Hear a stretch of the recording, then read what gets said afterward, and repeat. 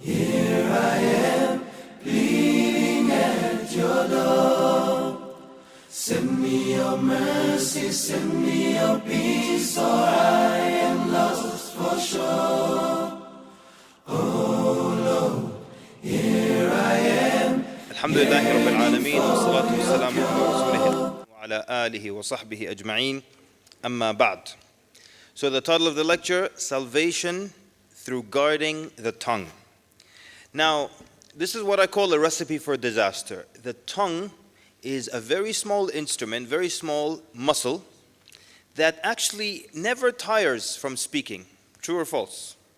Yeah? Some of you have probably been to a buffet or a meal where you were chewing so much that your jaws hurt.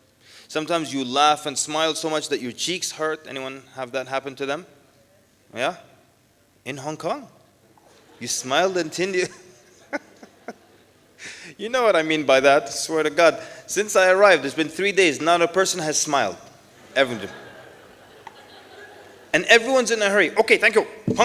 Hang up. You just slow down a little bit. Smile for a minute. There needs to be a national campaign for smiling in Hong Kong. This is a big problem. Even the Pakistani brothers on Friday weren't smiling. So I started asking them, how long have you been here, inshallah? What's going on? Now, of course, I know not everybody. We're just kidding. Don't get upset. Talk about holding your tongue, huh? But the tongue doesn't get tired. Your cheeks get tired from smiling, even your throat from swallowing, from chewing.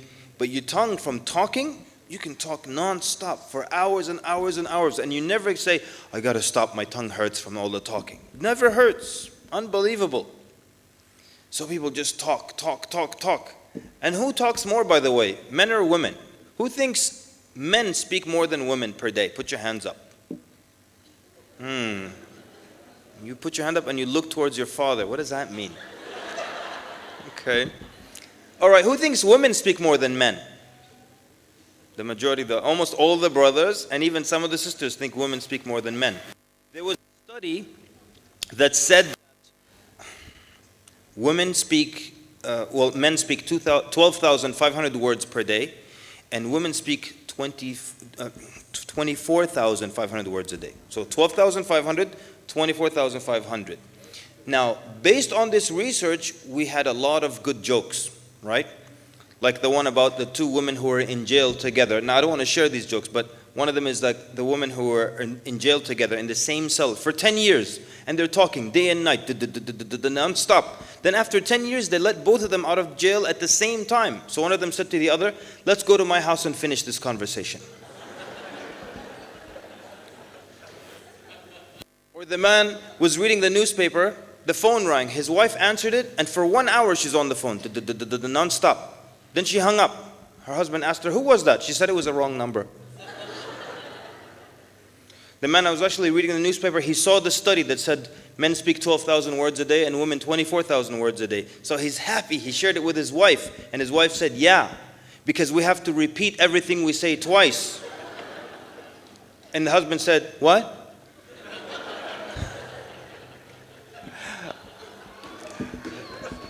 All right, now here's the thing. A few years ago, a psychologist started searching for this research. People have been quoting this study for close to 2 decades. They've been quoting this study. And a few years ago, a psychologist started looking for it and couldn't find it. And it was discovered that there was no such research. And it's not true that women speak twice as much as the men. So all these jokes were just killed now. And the study that was conducted in America, and it was university level students, they discovered that men and women speak more or less exactly the same amount of words per day.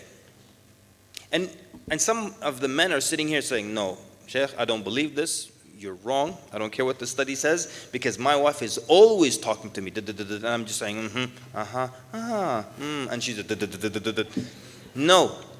Your problem is you just don't like to talk to your wife. Yes, because that same guy, when he's at the restaurant, he's non-stop talking with his friends, talking about politics, the economy, export and import from China, non-stop talking. But the minute he comes home, he doesn't want to talk, and now she's talking because she, right? Ah, yes. There's a husband in this room who will suffer so badly tonight. All right.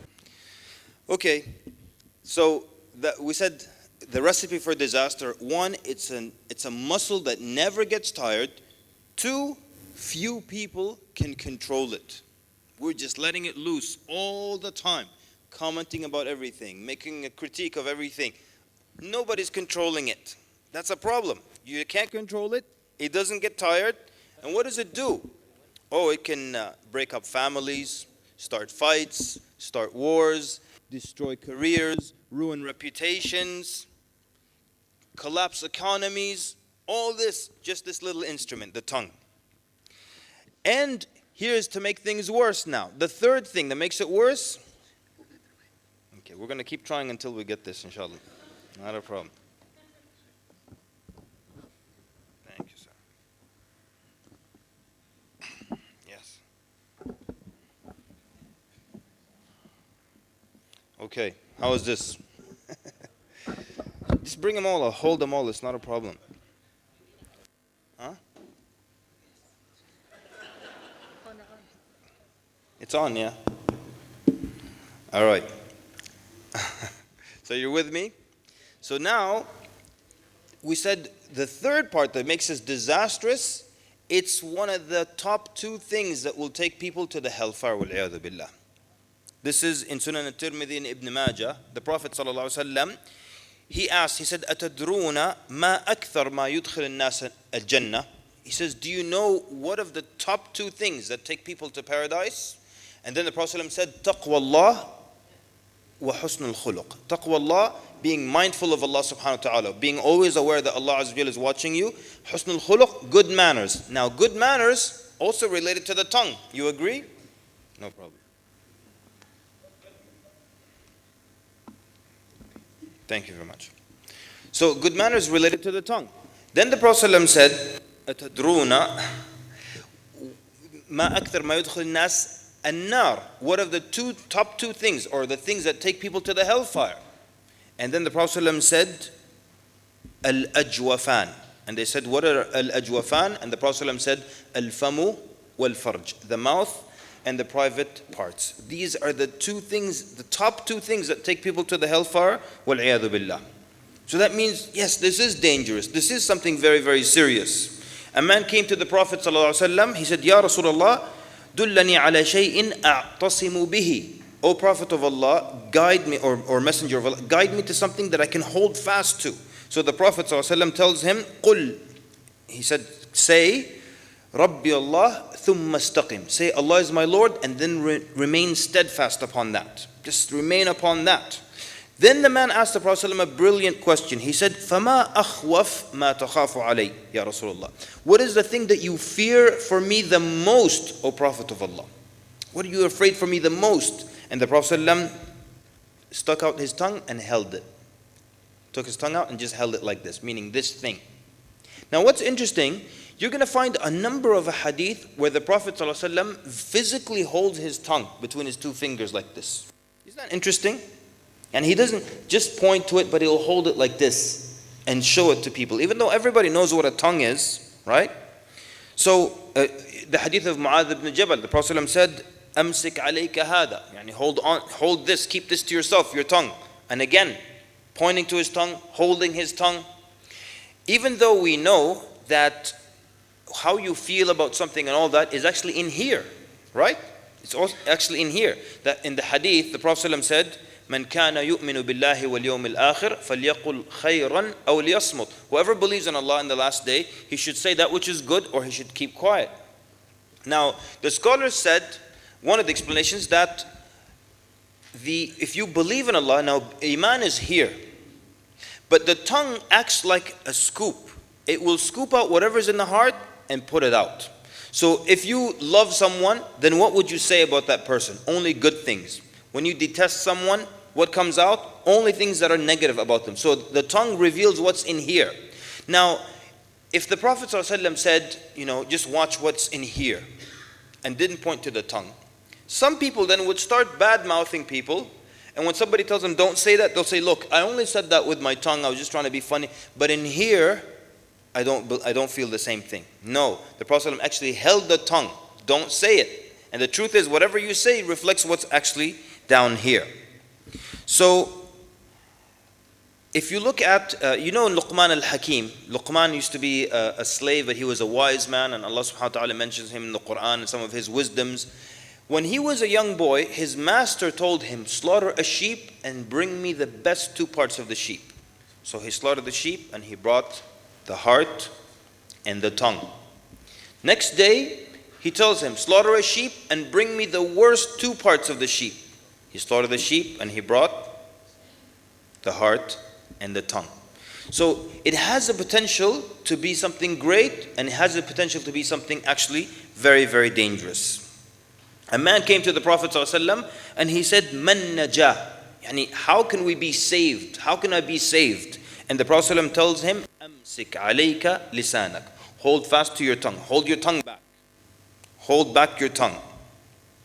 And the Prophet ﷺ said, Al-Muslim, defining the believer, Al-Muslim, the Muslim is the one whom people are safe from his tongue and his hands. That's the definition of a Muslim. People are safe from your tongue, people are safe from your hands. Now the truth is, we live in societies where there is they stress not physically touching someone, but you can say whatever you want. And that's the case in America, for example, that if you touch someone with your finger like this, that is physical assault, and you can get in a lot of trouble. But you can insult them and their mother and their grandmother and the whole family. If you call the police, this man called my mother some names that I do not approve of, the police officer will give you some names to go call his mother.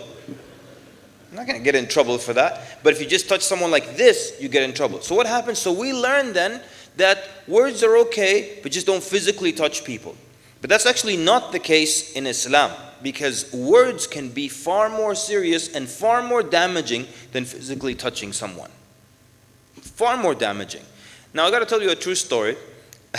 A lawyer told me this story. This happened in Sudan a couple of decades ago. Just to show you that in Islamic court, sometimes what comes out of the tongue, out of the mouth, can be far more dangerous than what you do physically. So this man, a respectable man, was in the marketplace, and some young hoodlum slapped him in the face in front of everybody. And he was very insulted, and he took him to court. So the judge was very lenient. And in Islamic court, you can pay a fine. If somebody hits you, they can be fined. Or the judge might tell you, hit him back the exact same way, not harder, not softer. Anyways, so this respectable man takes this guy to court, and the judge says, pay him $10. And this guy was $5, he says. Give him $5. This guy was so insulted. This punk slaps me in front of everybody and he's just fined $5. So when they go out of the courtroom, the young guy gives him a 10. He gives him his 10. He's supposed to give him 5. So the older guy slaps him back. Pow! He says, I don't have any change. Then it's a true story. So if the slap is worth 5. But the point is, okay, yeah, it's a funny story, but the point really is that in a Muslim court here, physical altercation, it could be hit him back the exact same way, or he pays a fine. But now in a Muslim court, if someone comes and he has accused a chaste woman of illicit behavior, zina, fornication, what happens now? Now he's given 80 stripes on his back. Far more serious. So the tongue can actually be a lot more dangerous than the hand, but we have been trained, don't touch anybody, but say whatever you want. You'll find people fighting and saying all kinds of blasphemous things to each other, insulting each other, but they won't touch each other because that's illegal. What about Allah subhanahu wa ta'ala is illegal? Who cares about that? So the things, the violations of the tongue, and the Prophet ﷺ said in Hadith al-Tabarani, narrated by Ibn Mas'ud, he said, Inna akthar khataya ibn Adam, the majority of the sins and mistakes of Ibn Adam, fil lisan, because of the tongue. The majority. So lying, the sins of the tongue. Kufr, sins of the tongue. Backbiting of the tongue. Namima, to tell someone this guy said this about you, sins of the tongue. Cursing, la'an, Allah, la'an, to always be cursing something, sins of the tongue. Telling someone secrets, false testimony, bad words, making fun of people. All these are things of the tongue. So now let's talk about guarding the tongue. I don't even know how much time I have left here, but let's see about guarding the tongue now. Because the Prophet ﷺ said, whoever guarantees for me, مَنْ يَضْمَنْ لِي مَا بَيْنَ فَكَّيْهِ, between the two jaws here, and between the two thighs. You know what that means. So if you can guarantee to guard your tongue and guard your privates, the Prophet ﷺ will guarantee al-Jannah for you, guarantee paradise for you, just like that. And the tongue is so dangerous that the hadith says in the morning or every day, all the body parts speak to the tongue. All your body parts speak to the tongue. And they would say, ittaqi Allah fina. Fear Allah concerning us. فَإِنِ اسْتَقَمْتَ اسْتَقَمْنَا. If you are steadfast, the whole body will be steadfast. وَإِنِ اعْوَجَجْتَ اعْوَجَجْنَا. And if you swerve, the whole body will swerve. And that's why it's in charge of everything. So serious. So let's talk about ways where we can become conscious of trying to limit what we say and guard our tongue. How much time do I have? 10 minutes? Thank you so much. First of all, طيب شكرا. We have a difference of opinion. Someone yelled 15 here. I like that opinion. There's a saying, the Arabs used to have this saying. They used to say, your word is your captive, so long as you keep it. It's captive. You want to say something, but you're keeping it inside, it's your captive. But once you utter it, you become its captive. True or false? Once you say something, you can't escape from it now. Especially today. It's on the internet, it's on video, and you can't escape. You become its captive. So, how can we learn to guard our tongue? Number one, to remember that the angels, to be conscious of this idea that one, Allah subhanahu wa ta'ala hears everything you say. And two, the angels write down everything you say and everything you do. Now, who in here thinks the angels write down everything you say? Versus just things that are halal, haram, good deeds, bad deeds. Who thinks they only write down good and bad deeds? Put your hands up. Who thinks they write down everything good? Even like you went to the market, how much is the lobster? No, that's too much. Bring it down. I got lobster for cheaper last week. Everything. Oh, the price of tomatoes is going, and the angels write that up, and it's going to be on your record on the day of judgment. Who thinks they write down everything? Yeah? And who thinks just halal and haram things, good deeds, bad deeds? You don't write down when you're talking about fashion and all that stuff. All right. So the scholars disagreed just as you guys have disagreed just now. One group said they write down everything. And then they said, okay, but these things have nothing to do with the day of judgment. Why are they writing down your ideas on tomatoes and stuff? So then the other group said, if they write down only good and bad deeds, that means they're judging over your actions. So the other group responded to them and said, no, we're not saying they should judge your actions. They write down good and bad deeds according to what Allah taught them are good and bad deeds. Anyways, they go back and forth, back and forth. So, but Ibn Abbas, radiallahu anhuma, the scholar, he basically ends this discussion. And he ends it with a verse from the Quran beautifully. He says basically, the angels, yes, they do write down everything you say and everything you do. Everything. And then, as we know from the hadith, every Monday and Thursday, the angels ascend and they show your deeds to Allah. We all know this hadith. We all know it because the Prophet ﷺ used to do what on Monday and Thursday? Yes, he would fast and he would say, because I would love for my deeds to be lifted while I'm fasting. Then Allah subhanahu wa ta'ala looks through what the angels wrote, and he erases everything that has nothing to do with the day of judgment and keeps things related to the day of judgment, meaning good deeds, bad deeds. And then Ibn Abbas brings a verse from the Quran proving this point very beautifully. Allah Azza wa Jal says, يَمْحُ اللَّهُ مَا يَشَاءُ وَيُثْبِتْ وَعِنْدَهُ أُمُّ الْكِتَابِ. Allah erases what He wills and He affirms what He wills, and with Him is the mother of all books. So that means, and there were other companions who believed that. Aisha radiallahu anha also seemed to believe that angels write down everything. It was Hajj one time. And in the tent next to her, there were two young girls. And they were talking non-stop, deep into the night, non-stop.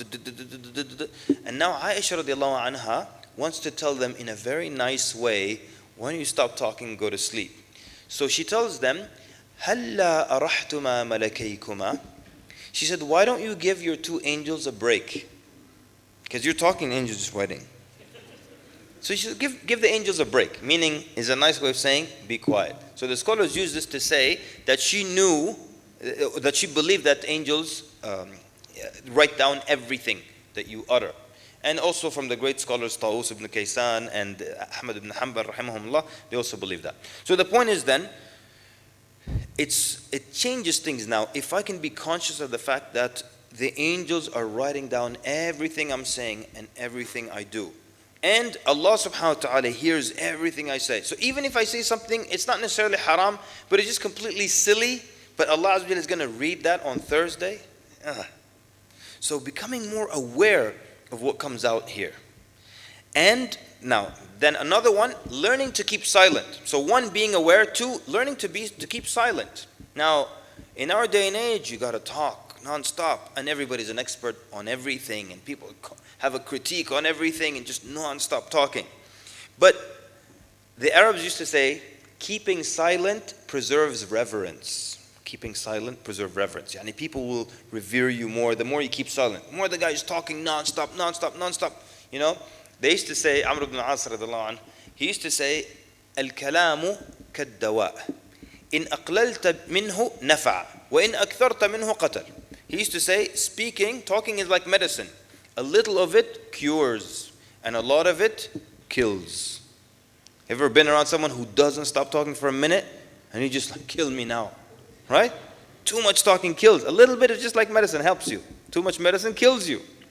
But people are talking. Imam Abu Hanifa rahimahullah, people used to say that he would just be silent. طويل الصمت. He would be silent for long periods of time. If you were to hang out with Imam Abu Hanifa, I know you think he'll just be telling you about fiqh and stuff, and he would just be quiet for long periods of time.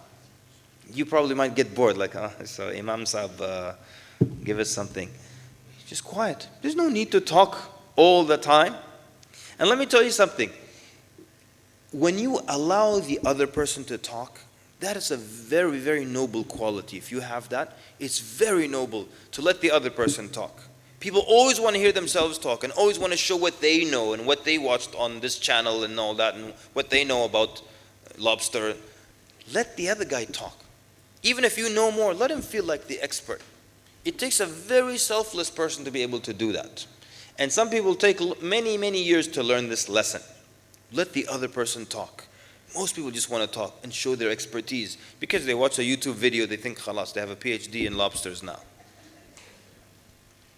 Everyone's an expert now, ya Allah. Learn to be silent for long periods of time. Nothing wrong with that. Learn not to argue, right? Let's put that as a third one. Not to argue.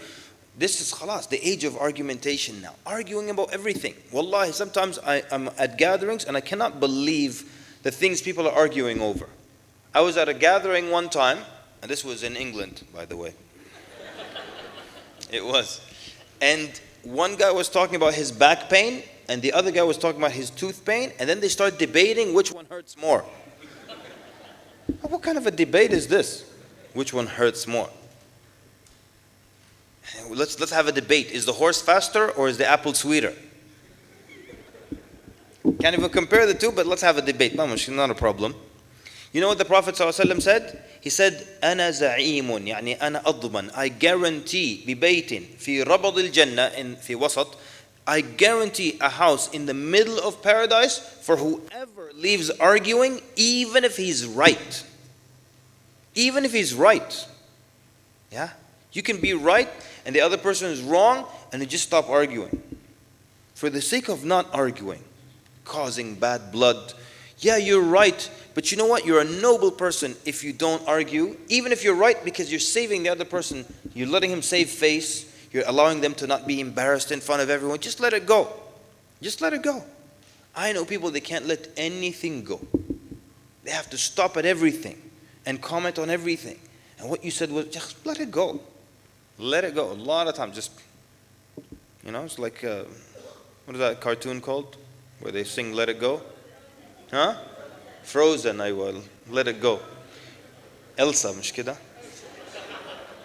You know why you should never give Elsa a helium balloon?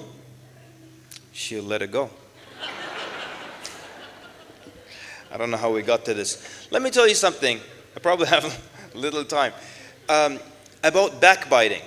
This is a technique that I use. When people are backbiting someone, like I'm in a gathering, let's say, and people start backbiting, I imagine that person on the table, dead, pale, gray, cold, and we have these little knives, and everyone's like, while you're talking, just cut a bit out of his thigh, yeah, I hate that person, just cut it out like that, and then just chew it. Yeah, and then I'm going to take another piece. Do that visual. I was at a gathering, they were bad-mouthing the imam. I just saw him dead on the table. Gray, and people just cutting from him. Yeah, fantastic, yeah. Give me some of the ear is good. You know something? Do this if you have a close friend. Make a deal with them that you will never backbite anyone. And that you're going to try to outdo the other person. That let's see who can go longest without backbiting anybody. You have a close friend, tell him, look, let's make a deal. We're never going to backbite. All right? So I'm going to try to go from now until death without ever backbiting anybody. And by the way, sometimes people make excuses for backbiting and they don't work. And one of the most famous excuses is, and I can say this to their face, as if that makes it okay. Okay, let me tell you something, sweetheart. If you tell it to their face, it became worse. True or false? And if I tell you that there are two people right now in one chai, and they're saying that you're stupid. Sorry for that word, but they're saying that, okay? But you don't know that, so you're just walking around thinking you're great. But imagine one of them says, I can say this to their face just so it's not backbiting, and then he comes to your face and says it to your face. Does it make it better or worse? Go to Kong Hong and insult me, and don't let me know. I'll have a great day. Come insult me to my face. Does it make it better? It makes it worse now. So some people think, I can say this to their face, but you're just trying to find an excuse for backbiting here. Just let it go. Imagine that person dead, and you're just chewing on their flesh. Yeah. If you don't have a knife, just take the dead hand just on their fingers. Too graphic? Maybe. Beware of spreading lies online. By the way, insults and the dangers and the insults of the tongue, the crimes of the tongue are not just literally what comes out of the tongue. So what if someone says, I never lie, but on my blog, it's my fingers lying. Yani, my tongue is very truthful, alhamdulillah. My fingers, a'udhu billah, they're criminals. We've got 10 murderers here. So a lot of people, lying online, spreading lies and stuff like that. But it counts, and it counts as part of that lie, yani tongue. Why? What's the proof?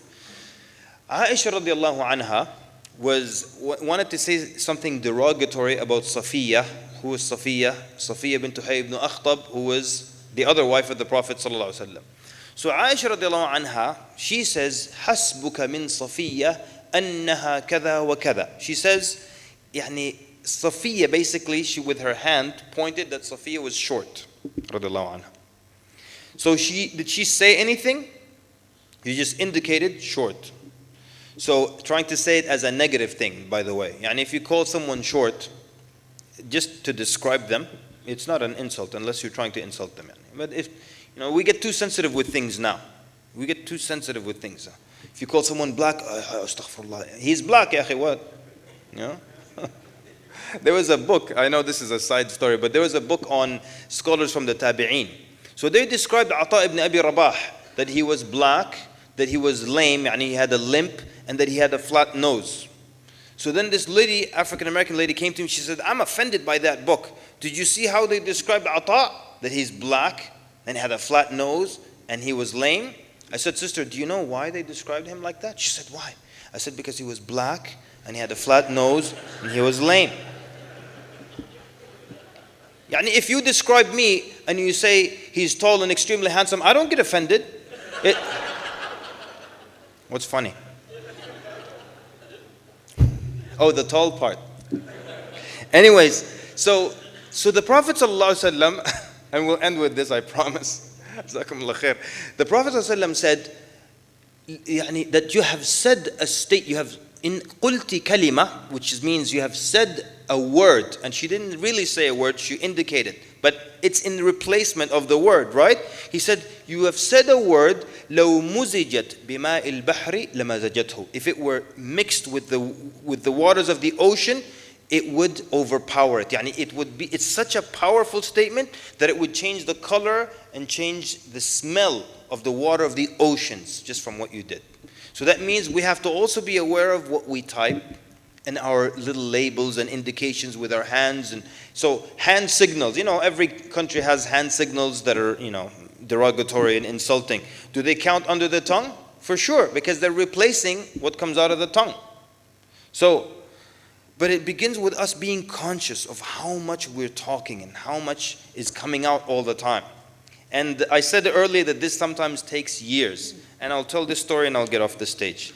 And so I've been, doing this whole traveling thing for a good while now. I don't know, maybe 16 years now. And you get used to, you go from one city to the other. The guy picks you up from the airport. He wants to know about you. So, and I started this when I was quite young. So people would be surprised that this guy's traveling, he's young. And they start to ask, how old are you? And where do you work? And what did you study? And sometimes you go to dinner and people are genuinely interested in you. So years of this, and you get used to talking about yourself. And in the car, you're talking about yourself. And at dinner, you're talking about yourself. And I never realized it until one day, my wife was with me in the car for this class. And the guy's dropping me back. And when we got to the hotel, she said, what is wrong with you? All the time, the whole car ride, you're just talking about yourself. And I realized that she was right. All I did was talk about myself. So I said, khalas, from now on, I'm not going to do that. I'm going to allow other people to talk about themselves. And sometimes you want to talk a little bit. But it takes a lot of training. It's not easy. It's not easy. So just being aware of how much we talk. Listen to when people talk. Listen to conversations when you're having dinner. You start to notice a lot of things about human beings. Like people will talk about the weather, or they'll talk about this and their allergies. And everyone, look, for me, it's this. For me, I'm allergic to that. And everybody wants to talk about themselves. Allow them to do that. Allow them to do that. It doesn't always have to be about you. And if they're interested and they ask you, khalas, answer. But just being aware of what comes out, that it's written, that it's recorded, that it's heard by Allah subhanahu wa ta'ala. And practicing the idea of being silent for long periods of time. Try it. Maybe somebody here will try it for a week. Just be silent for long periods of time and see how it goes. All right. Jazakumullah khair for attentive listening. Sallallahu barak wa Muhammad. Assalamu alaikum wa rahmatullahi. Send me your mercy, send me your peace, alright.